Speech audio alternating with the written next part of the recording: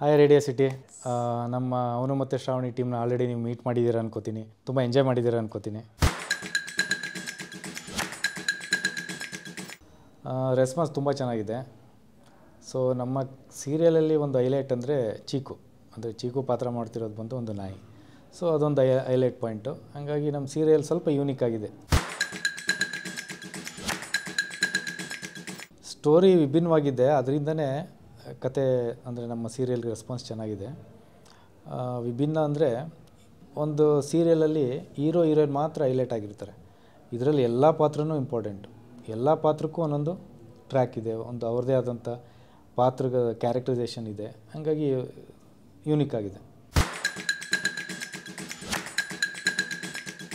Charlie ಅಂತ ಅಲ್ಲ, ಕತೆ ಡಿಮ್ಯಾಂಡ್ ಮಾಡ್ತು. ಅಂದರೆ ಏನಾದರೂ ಒಂದು ಬೇಕು, ಯೂನಿಕಾಗಿ ಮಾಡೋಣ ಅಂತ ಯೋಚನೆ ಮಾಡಿದಾಗ ಒಂದು ನಾಯಿ ಇಟ್ಕೊಂಡು ಮಾಡೋಣ ಅಂತಂತ ಡಿಸೈಡ್ ಮಾಡಿ ಟೀಮು ಮಾಡಿದ್ವಿ.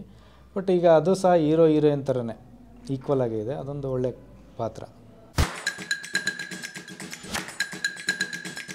ಟೀಮ್ ತುಂಬ ಚೆನ್ನಾಗಿದೆ. ನಾನೀಗ ಒಂದು 7-8 ಸೀರಿಯಲ್ ಡೈರೆಕ್ಟ್ ಮಾಡಿದ್ದೀನಿ.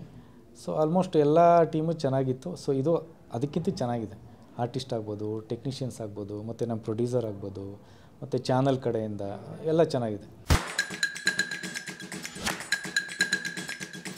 ಸ್ಕಂದ ಅವ್ರ ಬಗ್ಗೆ ನಾನು ಹೇಳೋ ಅವಶ್ಯಕತೆ ಇಲ್ಲ, ಯಾಕೆಂದರೆ ಆಲ್ರೆಡಿ ಅವರು ಸಿನಿಮಾಗಳು ಮಾಡಿದ್ದಾರೆ, ಸೀರಿಯಲ್ ದೊಡ್ಡ ಹೆಸರು ಮಾಡಿದ್ದಾರೆ. ಸೊ ಅವರು ಆರಾಮಾಗಿ ಮಾಡ್ತಾರೆ. ಒಳ್ಳೆ ಎಕ್ಸ್ಪೀರಿಯೆನ್ಸ್ ಇದೆ, ಒಳ್ಳೆ ನಟ, ಮತ್ತು ತುಂಬ ಡೆಡಿಕೇಶನ್ ಇರುವಂಥವ್ರು. ಸೊ ಖುಷಿ ಆಗುತ್ತೆ ಅವ್ರ ಜೊತೆ ಕೆಲಸ ಮಾಡ್ತಿರೋದು. ಮತ್ತು ಶ್ರಾವಣಿ ಪಾತ್ರ ಮಾಡ್ತಿರೋ ಹೊಸಬ್ರು, ಬಟ್ ಆದರೂ ತುಂಬ ಇಂಟ್ರೆಸ್ಟ್ ಇದೆ, ತುಂಬ ಇನ್ವಾಲ್ವ್ ಆಗ್ತಾರೆ. ಸೊ ಚೆನ್ನಾಗಿ ಮಾಡ್ತಾಯಿದ್ದಾರೆ. ಅವರಷ್ಟೇ ಅಲ್ಲ, ಆಲ್ಮೋಸ್ಟ್ ಎಲ್ಲರೂ. ಅಂದರೆ ಈ ಕೆಲಸನೇ ಇಷ್ಟಪಟ್ಟು ಬಂದಿರೋದ್ರಿಂದ ಕಷ್ಟ ಅಂತ ಅನಿಸೋದೇ ಇಲ್ಲ. ಪ್ರತಿದಿನ ಪ್ರತಿ ಸೀನ್ ಪ್ರತಿ ಶಾರ್ಟು ಎಂಜಾಯ್ ಮಾಡ್ತಿರ್ತೀವಿ. ಸೊ ಹಾಗಾಗಿ ಕಷ್ಟ ಅಂತ ಅನಿಸೋದೇ ಇಲ್ಲ. ಆಟೋಮೆಟಿಕ್ ನಾನು ಖುಷಿಯಾಗಿದ್ದರೆ ಇಡೀ ಟೀಮ್ ಖುಷಿಯಾಗಿರುತ್ತೆ. ಕೆಲಸ ಮಾಡಿದ್ವಿ ಅಂತಲೇ ಅನಿಸಲ್ಲ.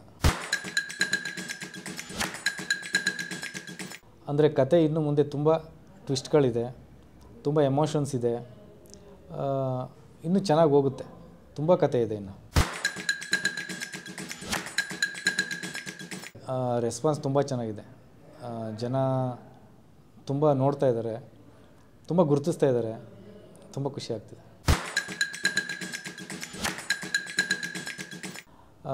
ಅವನು ಮತ್ತು ಶ್ರಾವಣಿ ನೋಡ್ತಿರೋ ಎಲ್ಲ ಪ್ರೇಕ್ಷಕರಿಗೂ ಒಂದು ಹೇಳೋದೇನೆಂದರೆ, ಇನ್ನೂ ನೋಡಿ, ನಿಮ್ಗೆ ಇನ್ನೂ ಮನೋರಂಜನೆ ಕೊಡ್ತೀವಿ, ಇನ್ನೂ ಖುಷಿ ಆಗುತ್ತೆ ನಿಮಗೆ.